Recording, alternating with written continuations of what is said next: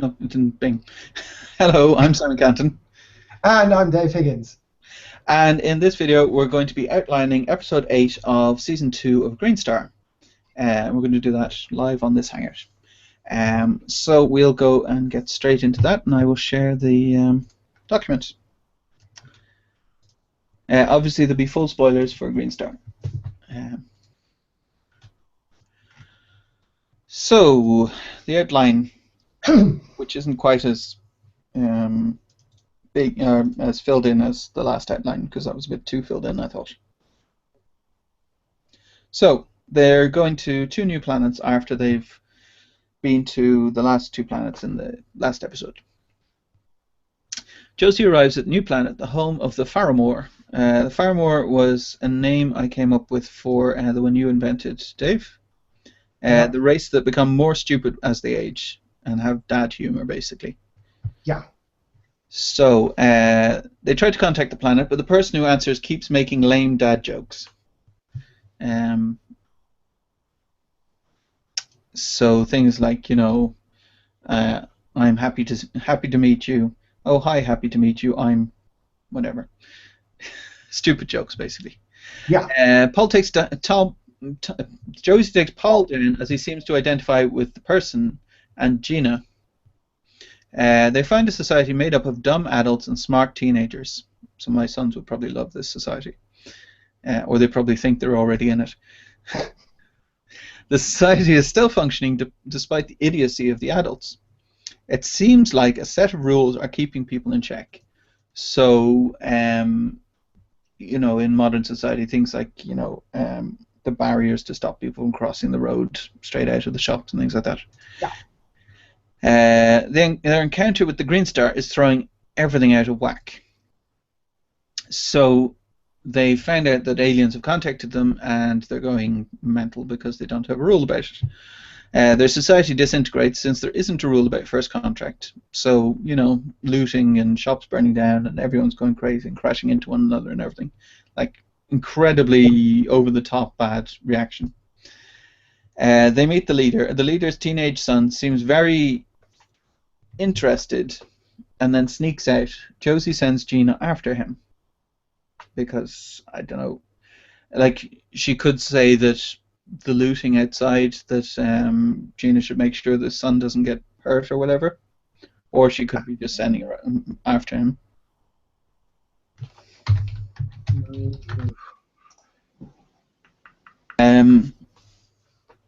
Gina tracks the teenage son to where he meets more teenagers. They go through a secret door. Gina manages to get through the secret door. I'm not sure how. We need to kind of decide what the secret is about the secret door. So adults can't get through it. Is the making lame dad jokes automatic? Yeah, that's what I'm thinking. I was thinking that too. Because if they have to make the lame dad jokes, then if it's a double entendre and you have to respond without making the obvious bad joke, then only young people would be able to get through. But Gina won't have a problem. I'm just going to look up... Oh, it's going wrong. Hang on. I'm just going to look up on Google worst dad jokes. Jokes ever. 25 dad jokes to make your children groan.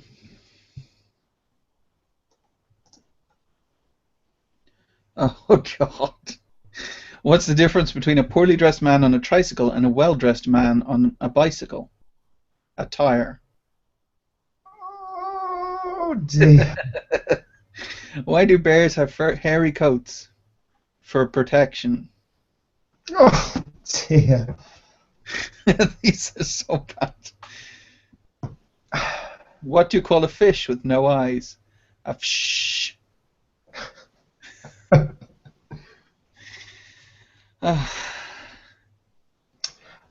What do you call a fish with no eyes might work, because there are actually fish that don't have eyes. So maybe it's like the Oracle, there's like 3 questions. Yeah.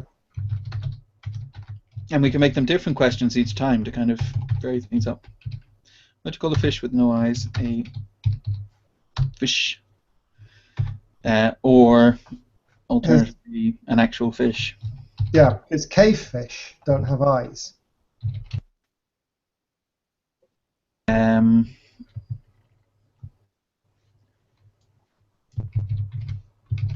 call you later. Don't call me later. Call me Dad.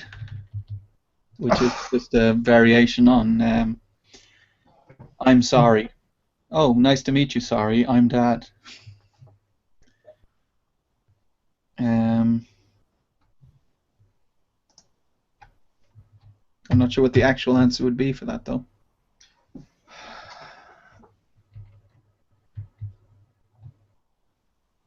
Yeah, that's not a question, really. Yeah, okay, I'll find a better one. Um, Oh, there's Dad, I'm hungry. Hello, hungry, I'm Dad.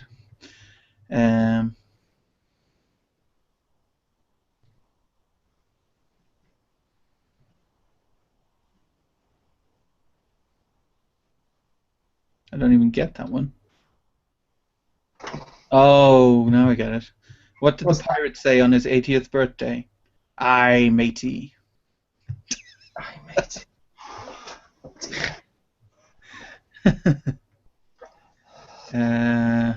But these aren't really. These are like. They're bad jokes, but they're not. Questions. How does the turkey smell? I guess through its beak. Like that's a proper kind of. Yeah.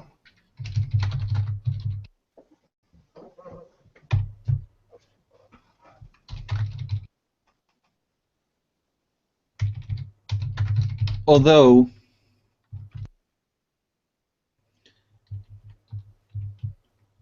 It's a variation on the "my dog's got no nose" thing, essentially. Yes.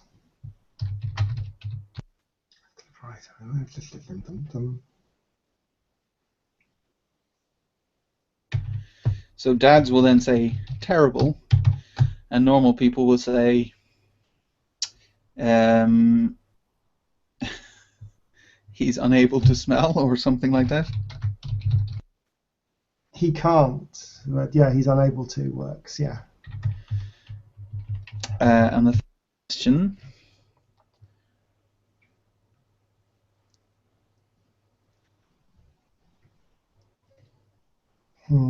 Third one.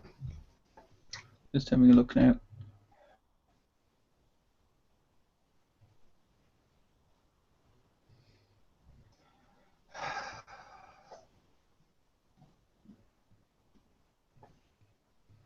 And that's not really any help either.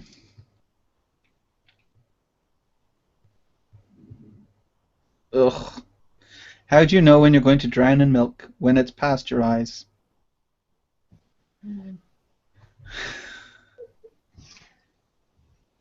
Yeah, but it's no use. it's not. That doesn't really work. No, because the answer is actually a valid answer to the question. Here's a good question for Gina. How do you organize a space party? You plan it.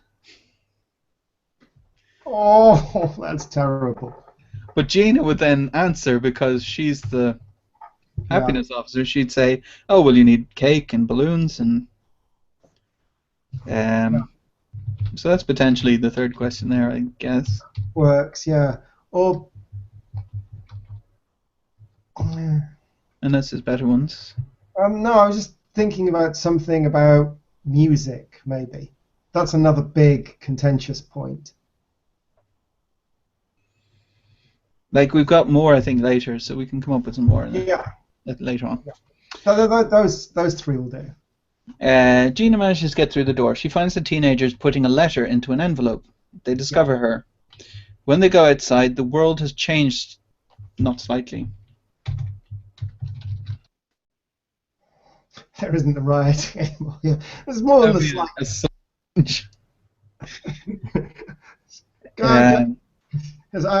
I know you live in a different country, but most of us don't have rioting on a daily basis.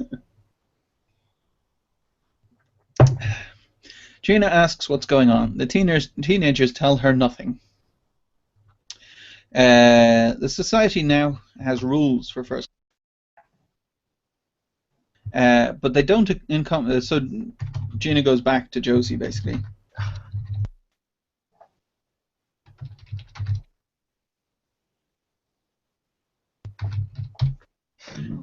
Society now has rules for first contact, but they don't encompass the exchange of technologies. Panic and destruction again. So basically, their society breaks down the second there's anything that's outside of the rules. This time the teenagers don't want Gina to follow, but she insists. She finds out that the envelopes allow the teenagers to send messages back in time to their own parents before they became dumb. So their parents, at a certain point, had kids, and once they had kids, they became dumb. Yeah. So they got elected to be president of the world or whatever before they became dumb, then had kids and became dumb, and then were still in office, basically. Yeah. So I guess they have 20-year office terms or something. Time-traveling envelopes are just what Gina needs, obviously, because the teenagers don't want to give them up. They only have 20.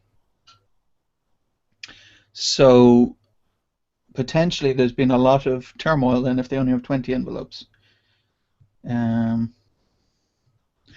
Meanwhile, Vesta supervises the first Nipizid Weenon spaceship. She tells them where to find the Weenon and start ferrying them to and fro, because she doesn't need to be there if they can just go and get them. Julian asks what she's up to. Vesta says she's not going to let Josie have a potential advantage over them. She points to another alien civilization and they travel there. As they approach the planet, missiles shoot out at the special and cover it in goo. They lose all communications with the outside world. They try to jump, but it doesn't help. They're in no danger unless something is coming to get them. Vesta tells Audley to find a way out of the goo. Audley begins analyzing it, but it's dangerous and covers anything. It seems organic.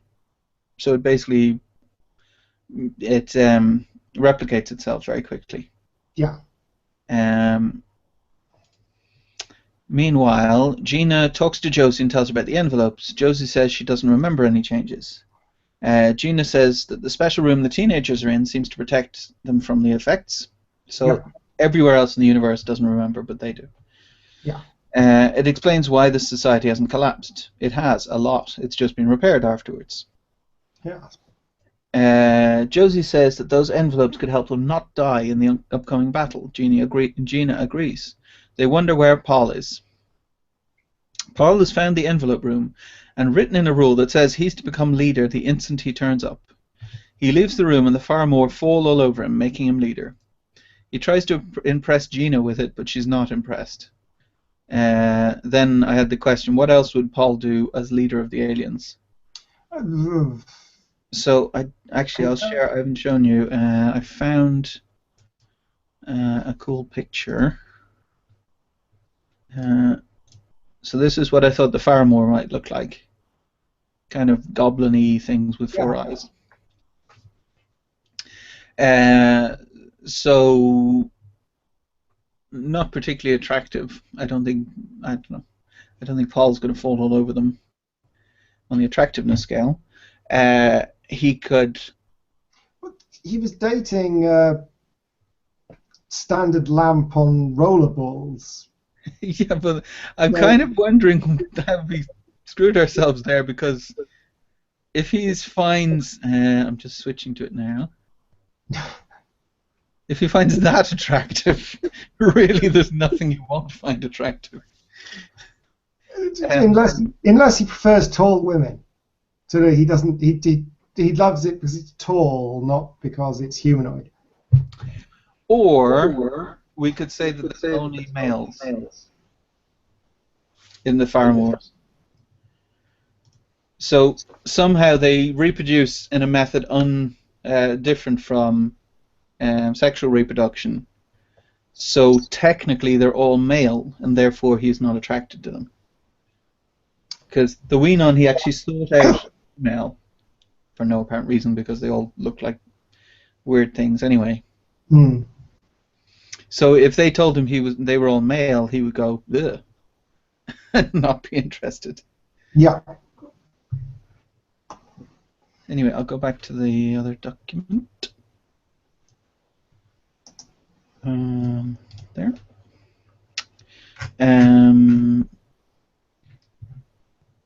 Let's see.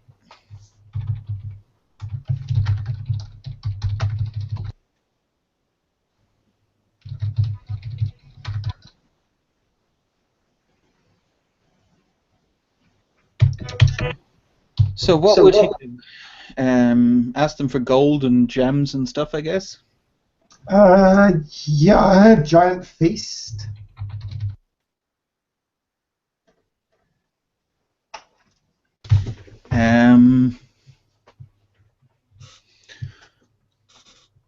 Trying to think what else. So he loves his food and his women. He could have them create like an alcohol IV drip or something. Permanently drunk. I don't know. He hasn't really drunk a lot.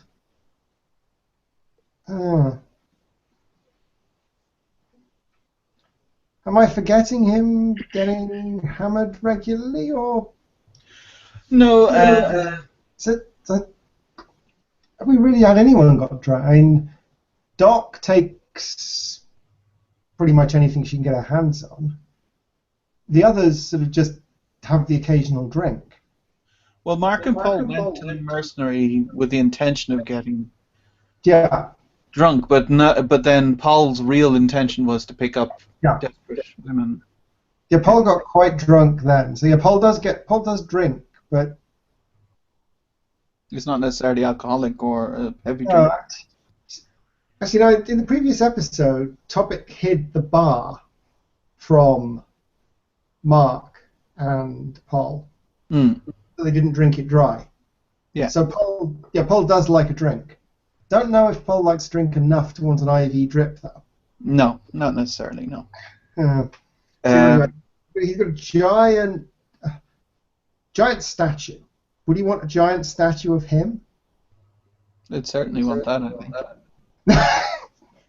An immense statue in the middle of the planet.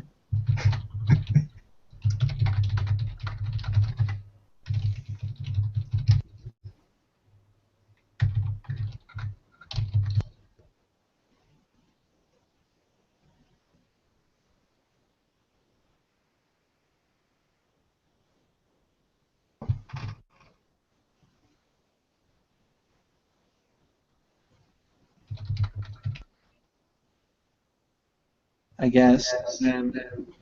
So yes, for getting an echo. Riches and a giant feast and a giant statue. No one remembers him writing the role since he was alone in the chamber. He wonders what the chances are of the Faramore, basically, in that rule. So the rule has basically gone back in time between when he wrote it and when they opened it and wrote the rule into the rule book or whatever. Yeah. So there's no way of Josie stopping the rule from being written, but she could say addendum. There's a time limit of 24 hours or something. Something like that. Yeah, is it funnier if Paul tries to add something else and mucks it up? Yeah, I mean, it's better if he mucks it up himself. Yeah, so like it's written. So if we go back a second, so the wording of the rule. Yeah. Exact, then we can get him to mess himself up. If an alien Paul.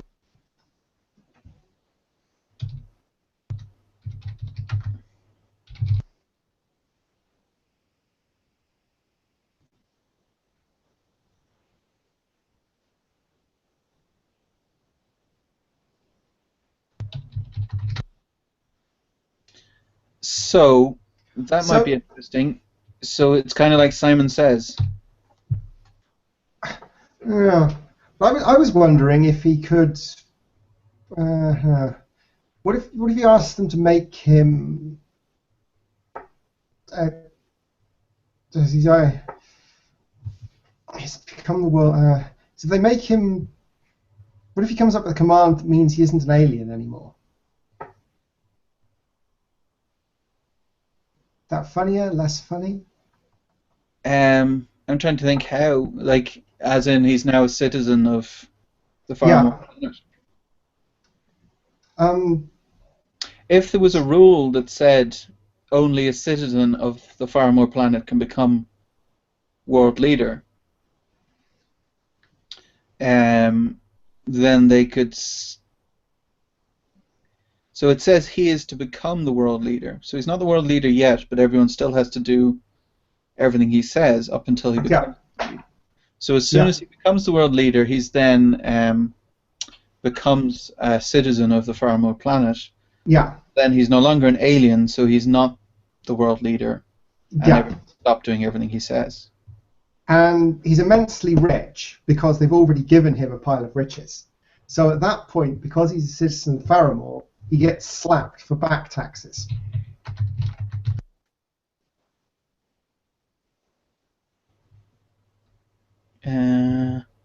Giant statue of himself. So Paul is what's it called? Naturalized. Naturalized, yeah.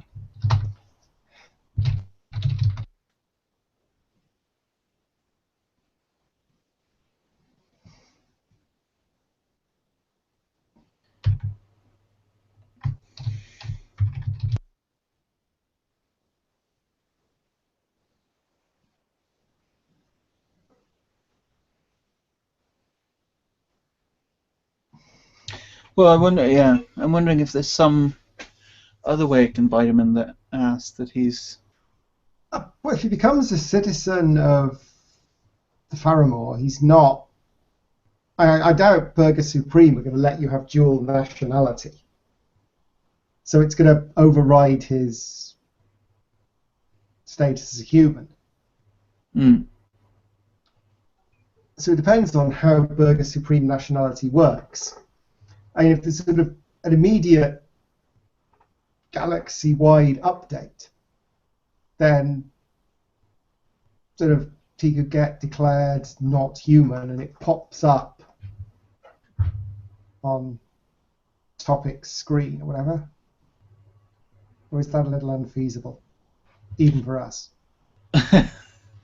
I'm not. I'm not as much concerned about unfeasible as. So what's the next step then? If he's not human, then I don't know. Sort of, we've had aliens on the Greenstar, or at least we will in this yeah. episode 7. So there's no restriction on that. He's allowed to come on the Greenstar. They're already outlaws, so that's not really going to rule anything out. I don't know. Like, what's the major downside of not being declared a human?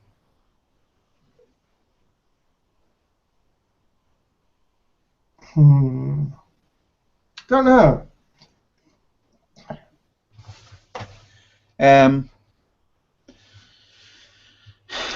Unless, so instead of, okay, so how about he asks them for riches and they value something that's not valuable for him? Yeah. They give him currency, basically.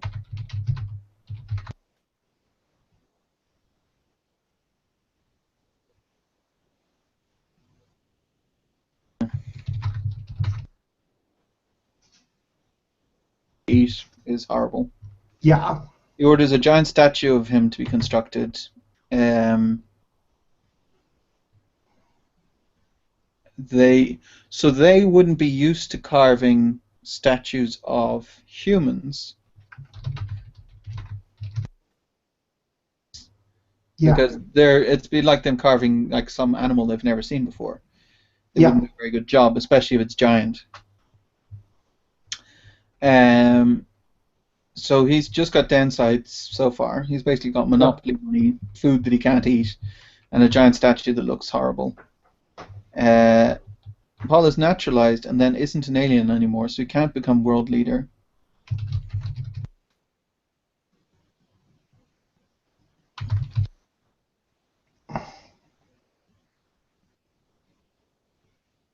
Um,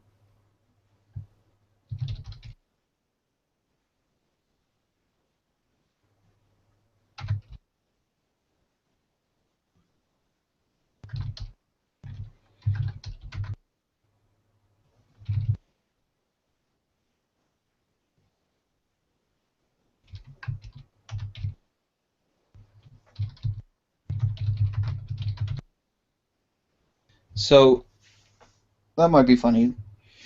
That so out of spite, Paul just sends out a broadcast saying Yeah. Paul Andreasen is now a Faramore and not a human. And then from then on, every time Paul ever meets a human, they go, Yeah.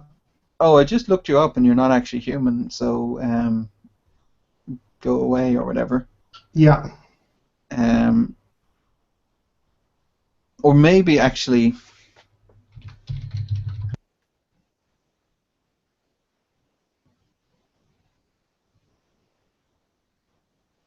Supreme add him to the list of aliens to be killed.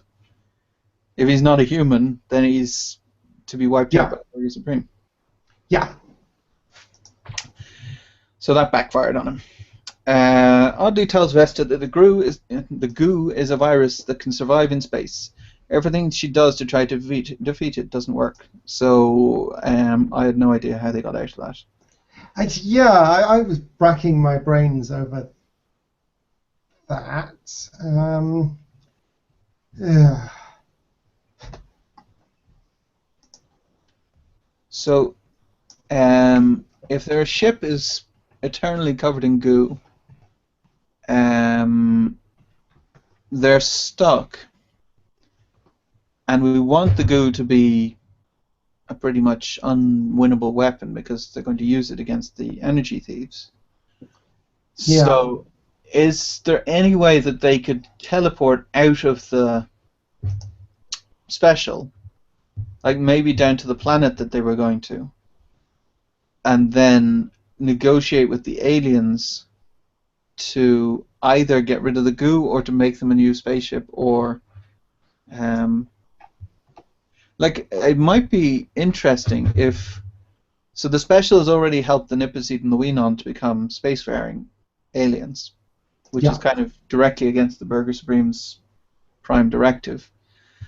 That if then they have to give the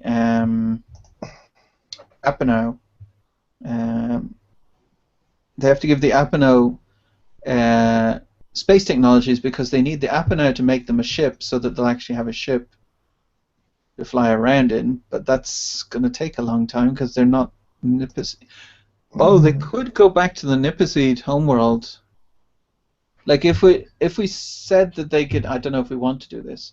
Say that they can essentially, oddly, can make a like a teleporter kind of thing with the green burstium technology that allows like a person to emerge on a planet anywhere in the universe, but there's no way of getting back because they have to actually have a green burstium engine to teleport. So they can teleport down to a place, but they can't teleport back again. That opens us up, obviously, to like then they've got a kind of an um, emergency exit strategy. But we could say that it takes 30 seconds per person, so obviously it's very time consuming with a full crew.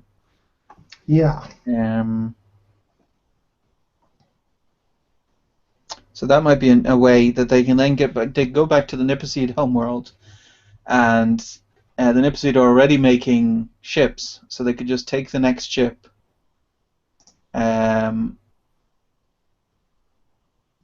But they want to get the goo. So would they go back to the planet that shot goo at them then? Because then the next ship would just get covered in goo as well, if the goo planet still has missiles. Yeah. Or would they send someone down to the goo planet to try and stop? They could potentially send down their special forces to the goo planet to stop the missiles from being launched at the same time as they go to get another ship from the Niposeed. So then we would have the special forces doing like a military operation to try and get to the controls for the missiles at the same time as they're going to get another ship. Mm. And then they come back on a Niposeed ship and they realize that the goo is just final. Like once it's on a ship, it's done. That they can't get the special back, basically, and they have a new ship, and they have to come up with a new name for it. Because then, as well, that would mean that so the Niposeed ships aren't necessarily all the best technologies that the Burger Supreme has. So then Vesta might give the Niposeed everything so that she can get a ship that's an exact copy of the special, but it's not the original special. But maybe she's hiding that fact from the Burger Supreme Central Command because she doesn't want them to know that she's lost her ship. Yeah. Is that interesting? That's interesting. Yeah, it continues the hiding things from Burger Supreme plot. Hmm.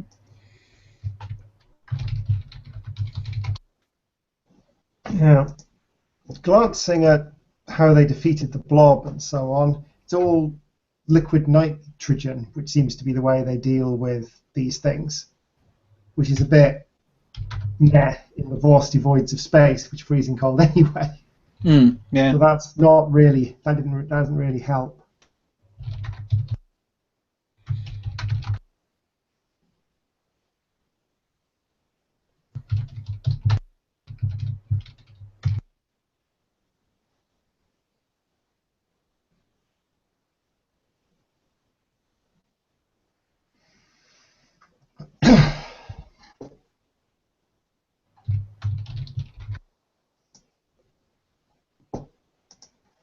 So I guess they have to know where the where the missile command came from.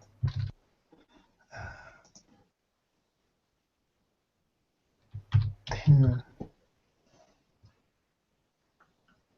So then we need at least the head of the special forces if we want to show their attack from like a point of view. That's an interesting question. Do we want to show that, or do we just want to have them succeed? I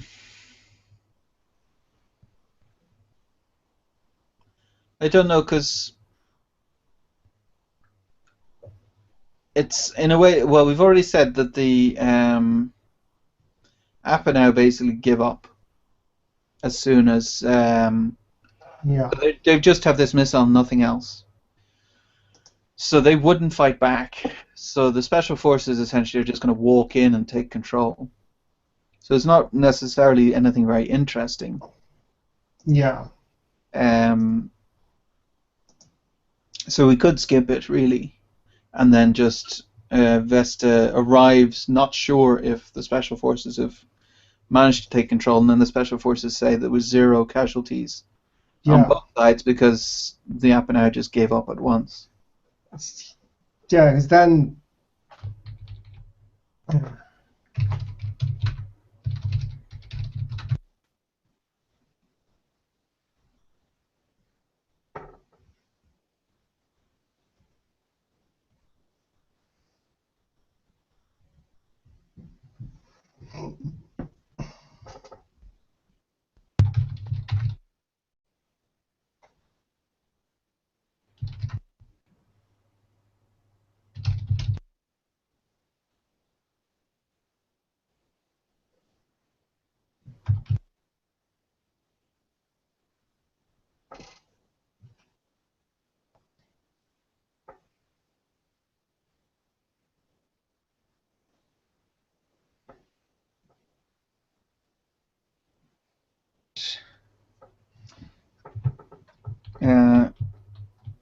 go to the planet and speak with the Apanow, who see the transmissions let them know the Burger Supreme are coming. The Apanow only have the goo. There's no other defense. They can't offer any resistance. Vesta realizes all they have is the goo. She takes that.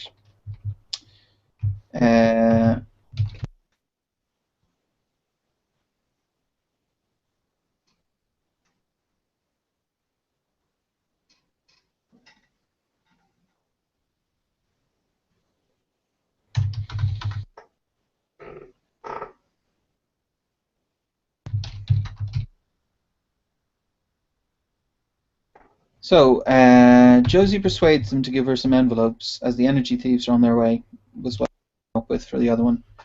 So, all of the planets in this path are kind of in danger, so she could persuade the teenagers to give her some envelopes by saying that.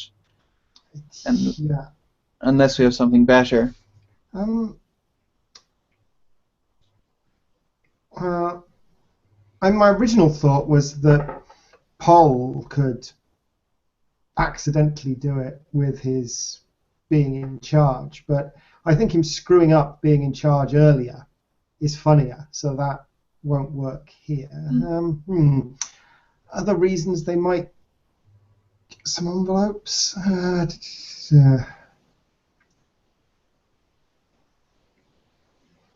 They could say, we'll give you envelopes as long as you promise that you take Paul away and never bring him back. That's funny. And also it's more in keeping than someone else sneaking in and sending a message back that you give the envelopes to people. It's...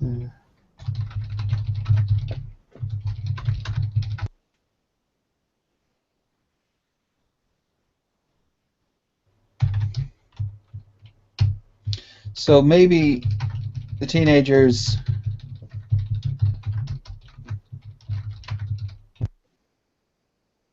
sneak in again, and they say they'll give them envelopes if they promise to take Paul away. Yeah. And then I was thinking Josie Vesta.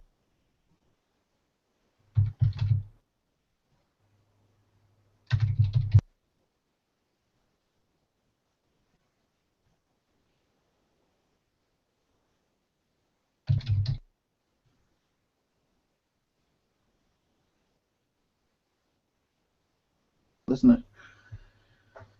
So I thought maybe at the end of this they decide they're ready for battle. They've got the goo missiles, they've got their shields, they've got green burstium, they got the envelopes to warn them, and they've got a Nipozid Wenon fleet behind them. Yeah. So then we could say that they're on their way to battle. Yeah. Setting up the fact that episode 9 will be the battle. Yeah. If that makes sense. That does make sense. Grant, I think that's a decent episode there. Yeah, it's enough to hang some stuff on. Yeah. So then episode 9 next week will be the battle, which will be pretty major. Yeah. I'll say Greenstar spoilers again, just in case someone's still watching. So this episode 9, they're going to lose. So that'll be interesting to see, with all of the stuff we've given them, that the energy thieves still win. Yeah, I think that's about it, unless there's anything else you wanted to mention, Dave, before I stop the broadcast. No, I think we've got that episode there. Right. Okay, I'll stop it there. Thank you very much for watching, and we'll see you on the next one.